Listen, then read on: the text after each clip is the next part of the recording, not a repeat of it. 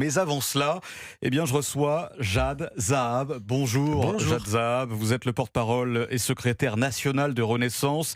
J'aimerais avec vous, Jad Zahab, revenir sur ce que vos détracteurs nomment la cacophonie gouvernementale concernant le 1er mai. Plusieurs boulangers verbalisés hier, notamment un en Isère, qui a reçu un appel de Sébastien Lecornu, lui disant qu'il n'avait pas à s'en faire, que son amende serait annulée. Que pensez-vous de ces pratiques, Jad Zahab, qui peuvent paraître de prime abord un peu improvisées au mieux, au pire un peu kafkaïennes? Écoutez, je vais vous le dire comme je le pense, je crois qu'on marche sur la tête.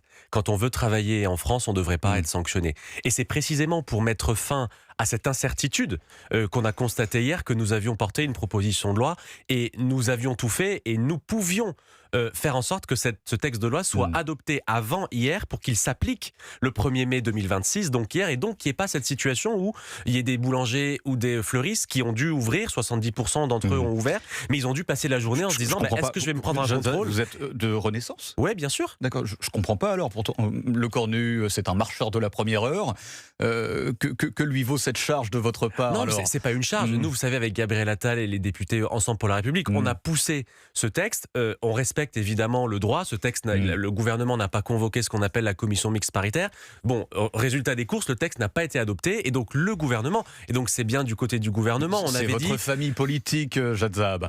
C'est ma famille politique, mais c'est pas parce qu'on est de la même famille politique qu'on pense tous la même chose, premièrement. Et deuxièmement, voilà, le Premier ministre avait dit il y aura une forme on sera compréhensif. Le ministre du Travail avait donné des instructions. Bon, c'est précisément pour mettre fin à cette incertitude qu'on voulait une loi. Et donc le gouvernement a dit, parce que M. Lecornu a dit, on s'engage à déposer un projet de loi pour que le 1er mai 2027, les choses soient plus claires. Bon, c'est déjà ça. On regrette les amendes qu'il y a eu hier et on appelle à ce qui est ce qu'on appelle une amnistie, c'est-à-dire que dans le texte de loi qui sera adopté bientôt, que les gens qui ont été sanctionnés hier voient leurs sanctions annulées. Bon, malgré tout, votre famille politique est comptable de tout cela, je vous le redis, et vous ne pouvez pas comme ça balayer d'un revers de manche cette question, et vous ne pouvez pas vous affranchir de ce que fait le gouvernement de M. Lecornu. Alors si, on peut s'affranchir de ce que fait le gouvernement, parce que j'entendais tout à l'heure mon prédécesseur sur le plateau, Mathieu Vallée, qui disait Gabriel Attal, le Premier ministre. Non, Gabriel Attal, il n'est plus Premier ministre, il est président d'un groupe à l'Assemblée nationale, en soutien au gouvernement,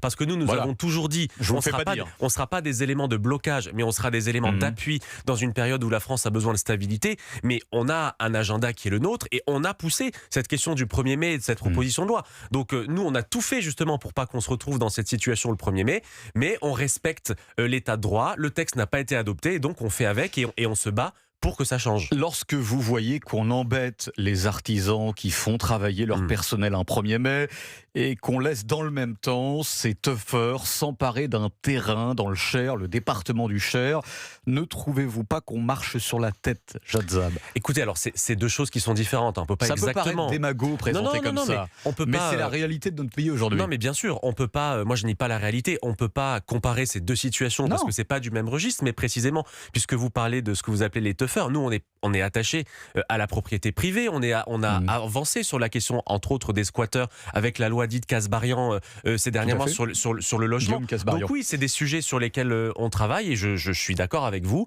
Il faut qu'on arrête d'embêter celles et ceux qui veulent travailler et c'est le sens des annonces qu'a faites Gabriel Attal avant-hier dans le Figaro. Nous, on veut, et si vous voulez, permettez-moi d'élargir la focale, mais sur le débat du 1er mai, il y a la question du 1er mai en tant que tel, mais il y a de manière générale la question que ça pose sur le rapport au travail. Nous, on dit le droit du travail, c'est bien pour protéger les travailleurs, mais ça ne doit pas empêcher le travail. Je vous prends juste un exemple. Je vous en prie. En France, quand vous voulez faire des heures supplémentaires, chaque année, vous êtes limité à 220 heures supplémentaires par an. Nous, on dit pourquoi est-ce qu'on empêcherait les gens qui veulent en faire plus d'en faire plus pour augmenter leur pouvoir d'achat? Ça ne veut pas dire que tout le monde va devoir en faire plus. Ça veut dire celui qui veut en faire plus peut en faire plus. Et un deuxième exemple sur la question du salaire. Nous, on dit, et l'expression, je pense que vous la retiendrez comme ça, nous devons aller droit au brut. Aujourd'hui, quand un entrepreneur paye 100 €, dans la poche du salarié, il y a 54. Voilà des sujets concrets que l'enjeu du 1er mai doit mettre en valeur dans la perspective de l'année qui vient. Alors, vous allez sans doute vous désolidariser d'Emmanuel Macron, après ce que je vais vous dire, Jad Zahab, parce qu'Emmanuel Macron, ces derniers jours, a exclu tout risque de pénurie de carburant dans notre pays. Sauf que le PDG de Total, Patrick Pouyanné, a dit le contraire. Il n'exclut pas, Patrick Pouyanné, des pénuries de carburant dans les mois qui viennent, si la situation, j'entends, du côté du détroit d'Ormuz reste donc similaire et ne bouge pas. Qui doit-on croire, Jadzab, aujourd'hui ? Patrick Pouyanné ou Emmanuel Macron? Écoutez, moi je fais confiance à la fois au président de la République et à la fois à M. Pouyanné. Ils disent pas du tout la même chose. Non, alors il y en a un qui dit on n'exclut pas, mais par définition, comme on n'a pas de boule de cristal, il faut qu'on se prépare à toutes les situations.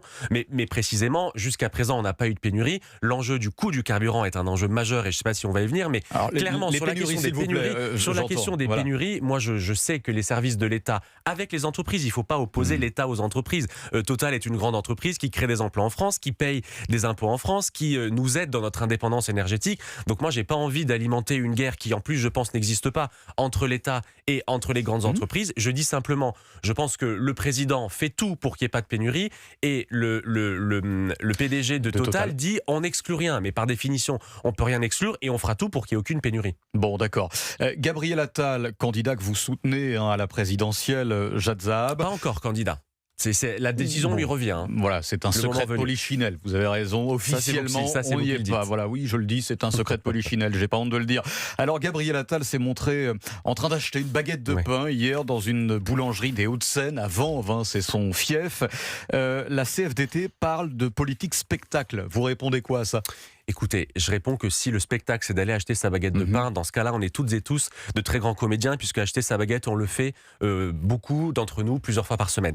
La réalité, c'est que moi, j'y vais pas avec des caméras. Bon, la réalité, vous avez raison. La réalité, c'est que il est en campagne. Voilà. Non, mais il y est allé pour mettre en lumière justement la question de l'incertitude, pour échanger avec ces boulangers qui ont fait un choix courageux d'ouvrir et qui ont dû se dire hier toute la journée, bah mince, est-ce que je vais me prendre une amende ? Et je précise pour les gens qui nous écoutent, si vous ouvrez le 1er mai et que vous avez des salariés volontaires, vous pouvez prendre une amende qui va jusqu'à 750 € par salarié. Donc précisément, nous, par rapport à hier, on disait quoi ? Le 1er mai, si les gens veulent travailler, ils doivent pouvoir le faire sur la base 1 du volontariat, 2 avec une rémunération doublée et 3 avec un jour de compensation garantie. Il ne s'agissait pas de dire on va forcer tout le monde à aller travailler. La question du volontariat, elle était nécessaire et précisément, on est attaché au fait que le 1er mai reste un jour férié parce que on rend hommage à toutes celles et tous ceux qui ont fait en sorte qu'en France, on ait un droit du travail qui protège les salariés. Merci beaucoup, Jadzab, d'avoir été parmi nous ce matin sur Europe 1.